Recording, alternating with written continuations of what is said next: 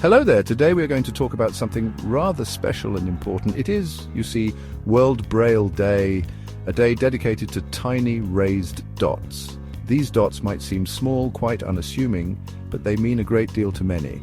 They help people read and learn. Why January the 4th, you might wonder? Well, that is the birthday of Louis Braille. He was a truly remarkable young man. He was the clever inventor of this system, this ingenious method of reading by touch. Imagine a world where reading was difficult. For many, this was their everyday reality. This day is not merely a birthday celebration. It is about awareness of human rights, the fundamental right to read and to learn, the right to be included in society. Braille makes all of this possible, you see, for people who are visually impaired. It is their key to a world of knowledge. Quite interesting, don't you think? Let's begin. Before Louis Braille came onto the scene, things were rather tricky for blind readers. There were attempts, of course, to help. Some involved using raised letters, for instance, like the ordinary alphabet, but bumpy. Imagine trying to decipher those with your fingers. It was very slow and terribly cumbersome. Not an ideal solution by any means. Then a French army captain appeared. His name was Charles Barbier de la Serre. He invented something called night writing. It was a system of 12 raised dots designed for soldiers to communicate silently and in the dark during campaigns. A clever idea, certainly, for its purpose, but a bit too complex for general reading. Young Louis Braille heard about this system. He thought Barbier's idea had great potential, but he believed it could be made better, simpler, and much more efficient to use. He brilliantly reduced the number of dots. This became the Braille we know today. Louis Braille himself was a remarkable individual. He was born in the year 1809 in a small, quaint village in France. His father was a leather worker by trade, a harness maker to be quite precise. Tragedy, sadly, struck Louis at a young age. He was only 3 years old at the time. He had a terrible accident in his father's workshop. He injured one of his eyes with an awl. An infection then tragically spread to the other. Soon he lost his sight completely.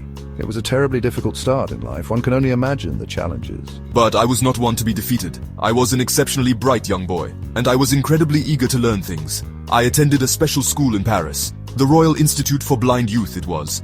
It was there I first encountered Barbier's system. By the tender age of just 15, I had developed my own 6-dot system.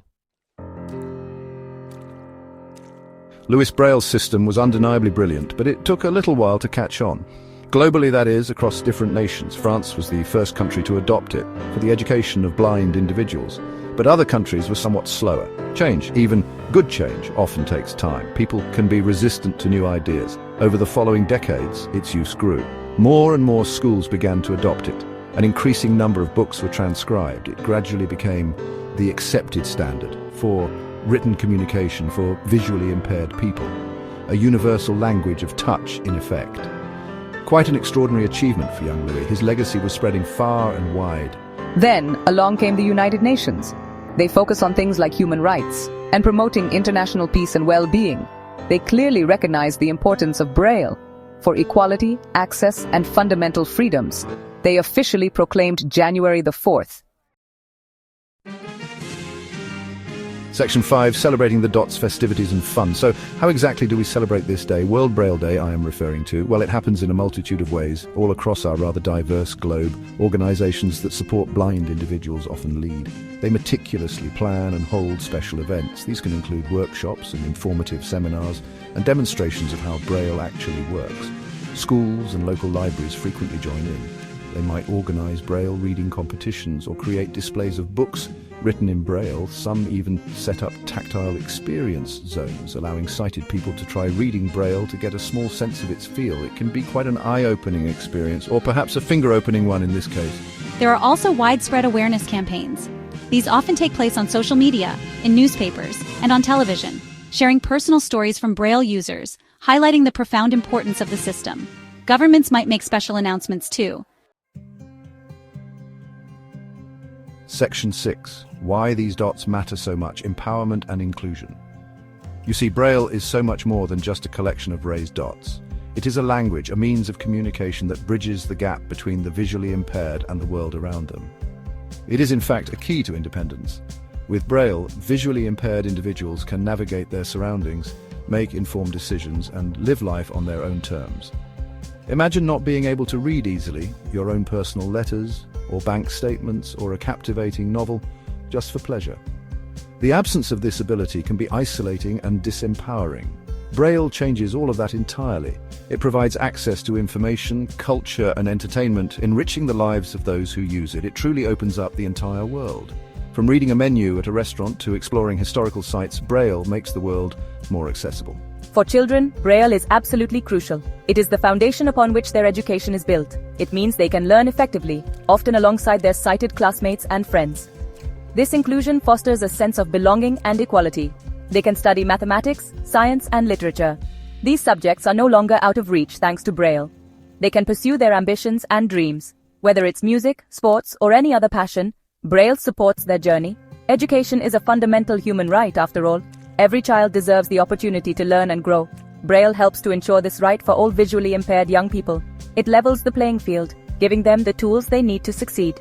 For adults, it can often mean employment. The ability to read and write in Braille opens up numerous job opportunities. Many jobs, as you know, require literacy. Without Braille, many visually impaired individuals would be excluded from the workforce. Braille provides that essential literacy skill. It is the key to unlocking potential and achieving professional goals. It allows people to find meaningful work, to contribute their talents to society, and to live more fulfilling, independent lives. This independence is invaluable. It significantly reduces their dependence on others. With Braille, they can navigate the world with confidence and autonomy. It helps to build self-esteem and confidence. Knowing they can rely on themselves is empowering, and it is also about genuine social inclusion. Braille enables visually impaired individuals to fully participate in their communities, fostering connections and friendships. Section 7 challenges on the dotted path, hurdles to overcome. Despite its undeniable importance and impact, Braille does face certain challenges today. These challenges can sometimes overshadow the benefits that Braille brings to those who rely on it. One significant concern is Braille literacy rates. Many people who could benefit from Braille are not learning it, which is a growing issue. Not everyone who could greatly benefit from it actually learns to read and write Braille. This gap in literacy is particularly noticeable among younger generations. This is a particular worry among younger generations, who are often more inclined to use digital technologies. We urgently need more qualified Braille teachers and more resources dedicated to instruction. Without these, the gap in Braille literacy will continue to widen. The cost of production can also be an issue. Producing Braille materials is not only time-consuming but also expensive. Producing Braille materials like books and magazines, or official documents and educational texts, it can be quite expensive, unfortunately.